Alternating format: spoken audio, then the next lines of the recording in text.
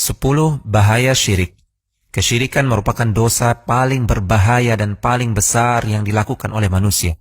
Untuk mengetahuinya lebih lanjut, berikut adalah 10 ulasan ringkas mengenai bahaya syirik. Pertama, syirik menimbulkan rasa khawatir dan hilangnya rasa aman di dunia dan akhirat. Sebagaimana firman Allah Subhanahu wa Ta'ala yang artinya, orang-orang yang beriman dan tidak mencampur adukan keimanan mereka dengan kezaliman, yaitu kesyirikan, mereka itulah yang akan mendapatkan keamanan dan mereka itulah orang-orang yang mendapatkan petunjuk. Kedua, syirik adalah penyebab seseorang tersesat di dunia dan akhirat. Allah Subhanahu wa Ta'ala berfirman yang artinya, barang siapa yang mempersekutukan Allah dengan sesuatu, maka sesungguhnya ia telah tersesat sejauh-jauhnya. Ketiga, dosa syirik akbar tidak akan diampuni oleh Allah jika pelakunya mati dan belum sempat bertaubat. Allah Subhanahu wa Ta'ala berfirman yang artinya, sesungguhnya Allah tidak akan mengampuni dosa syirik dan Dia mengampuni segala dosa selain dosa syirik bagi siapa saja yang dikehendakinya. Barang siapa yang mempersekutukan Allah, maka sungguh ia telah berbuat dosa yang besar. Keempat, jika seseorang berbuat syirik akbar, seluruh amalannya akan terhapus. Allah Subhanahu wa Ta'ala berfirman yang artinya, seandainya mereka mempersekutukan Allah, niscaya lenyaplah dari mereka amalan yang telah mereka kerjakan. Kelima, pelaku syirik akbar pantas masuk neraka dan diharamkan surga untuknya. Dari Jabir, bahwasanya Nabi SAW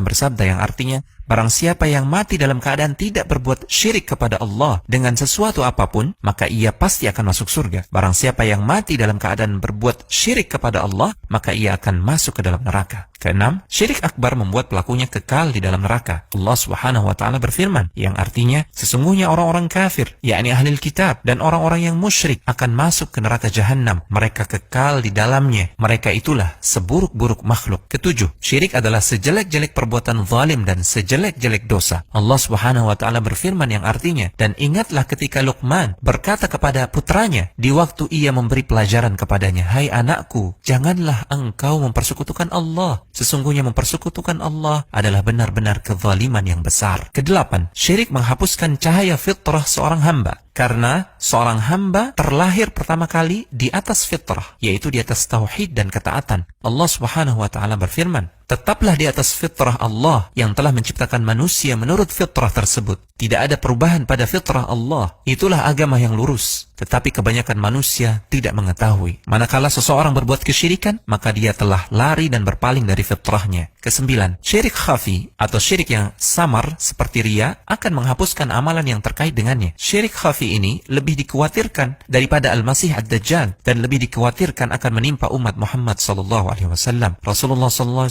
bersabda yang artinya, maukah kamu kuberitahu tentang sesuatu yang menurutku lebih aku khawatirkan terhadap kalian daripada fitnah Al-Masih Ad-Dajjal? Para sahabat berkata, tentu saja. Beliau bersabda, syirik khafi, yaitu syirik yang tersembunyi. Manakala seseorang berdiri mengerjakan sholat, dia perbagus sholatnya, dia perindah sholatnya karena mengetahui ada orang lain yang memperhatikannya. Kesepuluh, Allah dan Rasulnya berlepas diri dari orang-orang yang berbuat syirik. Allah Subhanahu wa Ta'ala berfirman yang artinya, dan inilah permakluman dari Allah dan Rasulnya kepada umat manusia pada hari Haji Akbar, bahwa sesungguhnya Allah dan Rasulnya berlepas diri dari orang-orang musyrikin.